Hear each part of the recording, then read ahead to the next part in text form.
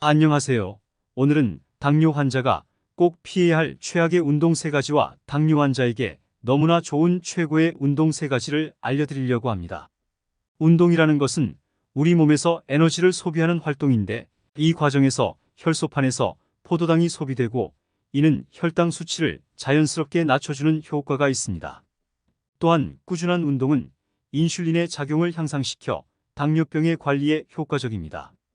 당뇨병은 혈관 질환의 위험을 높이는 질환이기도 하여 운동을 통해 심혈관 건강을 유지하고 고혈압, 콜레스테롤 수치를 조절하는 데에도 큰 도움이 되며, 꾸준한 운동은 체중 관리와 근육 강화에 도움을 주어 전반적인 건강 상태를 향상시키고, 운동을 통한 기분 개선과 스트레스 해소도 당뇨병 환자들의 삶의 질을 높여줄 수 있습니다.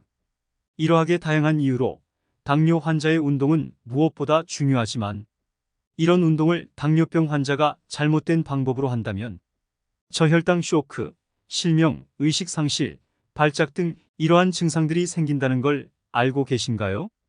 안녕하세요. 나는 건강인이다 이PD입니다. 오늘 4번째 영상인 당뇨 환자가 꼭 피해야 할 운동 3가지를, 그리고 최고의 운동 3가지 알려드리려고 합니다. 제가 올리는 이 시점에 구독자님들은 17명입니다. 아직 많이 부족한 영상이지만 구독해주신 구독자님들 너무나 감사합니다. 앞으로도 건강하고 유익한 영상 꾸준히 발에 땀이 나도록 찾아다니며, 오늘도 이 영상으로 여러분들이 모두 조금씩 건강을 향해 다가갈 수 있도록 지름길을 만들어 드리도록 하겠습니다. 많이 기다리셨죠? 바로 시작하도록 하겠습니다. 당뇨 환자가 꼭 피해야 하는 운동 1번째, 바로 공복의 운동입니다. 당뇨가 없고 건강한 사람이라면 공복의 운동은 건강에 너무나 좋은 운동법입니다. 하지만 당뇨병이 있으신 분들은 몸이 혈당을 제대로 조절하지 못하는 경우가 많습니다. 이 현상은 인슐린이 제대로 작용하지 않거나 충분히 생산되지 않을 때 발생하는데, 이로 인해 우리 몸의 모든 세포는 필요한 에너지를 얻지 못하게 됩니다. 당뇨 환자가 공복 상태에서 운동을 하게 될 경우 그 불균형이 더욱 심해질 수 있습니다. 운동은 우리 몸이 에너지를 소비하는 과정으로, 이 과정에서 혈당 수치가 급격히 떨어질 수 있는데, 당뇨 환자는 이미 그 수치를 유지하는 것이 어렵습니다. 따라서 공복 상태에서의 운동은 급격히 저혈당을 유발할 위험이 높아지며, 몸의 지방 조직으로부터 지질 분해가 급격히 이루어짐과 동시에 운동으로 인한 지방분해 호르몬이 나와 혈당 수치를 급격히 떨어뜨려 쇼크 위험성이 높아지며, 또한 저혈당 상태가 되면 심장 박동수 증가, 떨림, 땀, 피로, 혼란, 두통 등 다양한 증상을 동반하고 극심한 경우에는 의식을 잃거나 경련을 일으키기도 합니다. 이처럼 공복의 운동은 당뇨병 환자에게 너무나 위험하지만 이것을 해결할 수 있는 최고의 방법이 있습니다. 바로 저녁 식사 후 운동하는 것입니다. 저녁 식사 후 15분 걷는 것이 오전과 오후에 걷거나 뛰는 것보다 혈당 감소 효과가 크다는 조사 결과가 있습니다. 식사 후 일정 시간이 지난 후에 운동을 하면 혈당 수치가 상승한 상태에서 시작하게 되므로, 운동으로 인한 혈당 소모가 이루어져도 혈당 수치가 너무 빠르게 떨어지는 것을 방지할 수 있습니다. 또한 식사 후 운동을 할 경우 음식물에 포함된 포도당이 소화와 흡수 과정을 거쳐서 혈류에 들어가게 되므로 혈당을 조금 더 안정적으로 유지시킬 수 있다는 장점이 있으며, 오후에 운동을 한 당뇨병 환자는 1년 뒤 다른 시간대에 운동한 환자들보다 혈당이 약 22% 더 낮아진 것으로 나타났습니다. 산화대사 세포 기관인 미토콘드리아에서 산소를 활용해 우리 몸의 에너지를 생성하는 대사를 말하는데, 24시간마다 반복되는 일주기 리듬에 따라 근력과 미토콘드리아 기능은 늦은 오후에 최고조에 달하여, 이때 운동하면 똑같은 운동을 오전에 했을 때보다 더욱 안전하고 좋은 효과를 볼 수 있습니다.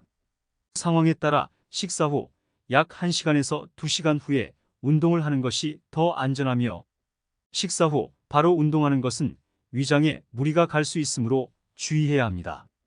당뇨 환자가 꼭 피해야 하는 운동 2번째, 바로 수영입니다. 당뇨 환자에게 수영은 아주 좋은 운동입니다. 수영은 전신 운동으로 신체의 대부분 근육을 사용하여 지속적이고 균형 잡힌 운동을 가능하게 해줍니다. 이로 인해 혈당 수치 조절에 큰 도움이 되며 또한 수영은 심장과 폐에 좋은 운동이어서 전반적인 신체 건강에도 긍정적인 영향을 미칩니다.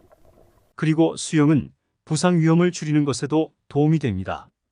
과체중이거나 관절 또는 균형 문제, 신경 손상으로 인한 발 통증 또는 기타 신체적 제한이 있는 사람들에게는 물속에서 체중이 90% 감소되기 때문에 수영은 안전하고 건강한 훌륭한 유산소 전신 운동입니다. 하지만 이런 운동도 잘못하게 된다면 당뇨병 환자에게 시력 저하를 시키는 당뇨망막병증이 생기는 큰 문제가 된다는 걸 알고 계셨나요? 당뇨망막병증은 당뇨병에 의해 발생한 고혈당으로 인하여 일어나는 말초순환장애로 인하여 망막에 발생한 3대 합병증의 하나로 당뇨병의 약 40%에서 합병됩니다.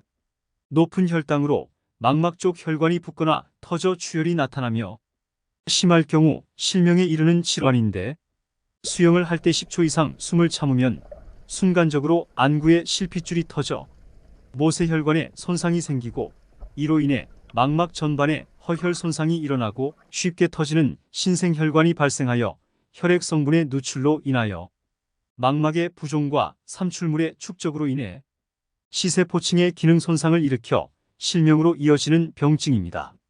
하지만 이처럼 수영이 당뇨 환자에게 위험하지만 수영보다 안전하고 당뇨 환자에게 건강한 운동이 있습니다.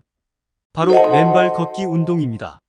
맨발로 걷기 운동은 말 그대로 맨발로 땅을 밟고 걷는 운동입니다.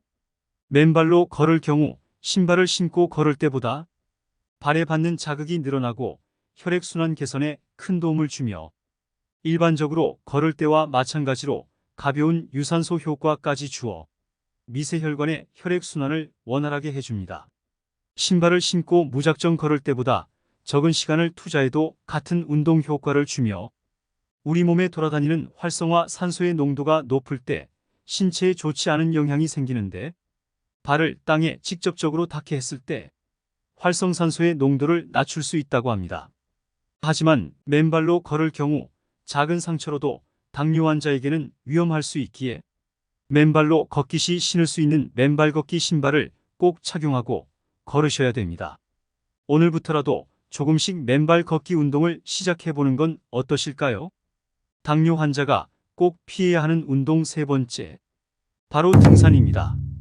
등산은 자연의 향기를 느끼며 한 걸음 한 걸음 천천히 걷는 활동으로 심폐기능 강화와 체력이 향상되며 매일의 등산은 심장과 폐의 건강을 유지하고 체력을 증진시킵니다. 그리고 자신의 체중을 지탱하며 등산하는 활동은 뼈의 밀도를 높이고 골다공증을 예방하는 데 효과적입니다. 또한 스트레스 감소와 정신건강 향상에도 도움이 되며 자연과 함께하는 시간은 마음의 안정을 가져다 줍니다. 최근 연구에 따르면 등산은 간접적으로 치매 발병률을 낮추는 것으로 알려져 있는 건강한 운동입니다. 하지만 등산이 당뇨 환자에게 위험할 수도 있다는 걸 알고 계신가요? 당뇨병 환자가 가장 주의해야 할 점으로 저혈당에 빠지지 않도록 주의하셔야 합니다. 혈당 관리를 위해 등산을 하는 것은 좋지만 공복 상태에서의 등산 그리고 혈당 강화제 복용 후 등산, 인슐린 투여 후 등산은 절대 금지입니다. 처음에 알려드린 것처럼 공복의 운동과 마찬가지로 급격히 저혈당을 유발할 위험이 높아지며 몸의 지방 조직으로부터 지질 분해가 급격히 이루어짐과 동시에 운동으로 인한 지방분해 호르몬이 나와 혈당 수치를 급격히 떨어뜨려 쇼크 위험성이 높아지기에 위의 약물을 복용 시에도 등산은 절대적으로 피하셔야 됩니다. 이처럼 등산은 당뇨 환자에게 위험한 운동일 수 있지만 안전하고 건강하게 등산을 즐기는 법을 알려드리겠습니다. 바로 등산 전에는 공복이 아닌 꼭 배를 채운 후에 등산을 하면 됩니다. 배를 채움으로써 혈당 수치가 상승한 상태에서 시작하게 되므로 운동으로 인한 혈당 소모가 이루어져도 혈당 수치가 너무 빠르게 떨어지는 것을 방지할 수 있습니다. 그리고 시간을 정하셔서 하시면 됩니다. 등산을 시작하면 어느 지점까지 가는 것을 목표로 하기보다는 자신의 체력에 맞게 시간을 나누어 계획을 정하시면 됩니다. 예를 들어 10분 걷고 2분 쉬고 이렇게 시간을 나누어 본인이 너무 무리하지 않는 선에서 등산을 해주시면 좋습니다. 그리고 제일 중요한 건 꼭 당뇨병 인식표를 지참해 주시는 걸 권해드립니다. 인식표에는 비상시 행동 요령과 이름 연락처가 들어가야 되며 비상시에도 본인이 아닌 다른 누군가 인식표를 보고 빠르게 응급 상황을 대처 및 연락을 취하여 비상 상황을 조금 더 빠르고 안전하게 대비할 수 있도록 하여야 합니다. 걷는 운동만으로 충분한 운동이 되기에 무리하게 올라가는 것보다 오히려 정신 건강을 위해 경치와 맑은 공기를 즐기면서 가볍게 등산을 하는 건 어떠실까요? 오늘 당뇨 환자가 꼭 피해야 할 운동 3가지와 좋은 운동 3가지를 알아보았습니다. 너무 쉽게 접할 수 있는 운동이었지만 조금만 관심을 가지면 당뇨 환자에게 위험하거나 더욱 안전하게 할 수 있는 운동이었습니다. 앞으로도 조금 더 관심을 가지며 건강하게 운동을 하는 건 어떨까요? 지금까지 영상을 시청해 주셔서 감사드리며 앞으로도 나는 건강인이다 채널에서 궁금했던 정보나 관심이 있는 정보에 대해 댓글에 남겨주시면 저 이PD가 발에 땀나도록 다양한 정보를 찾아내어 한 번 더 영상으로 만들어 알려드리도록 하겠습니다. 오늘 영상 도움되셨다면 구독과 좋아요 꼭 부탁드립니다. 지금까지 나는 건강인이다 영상을 시청해 주셔서 감사합니다.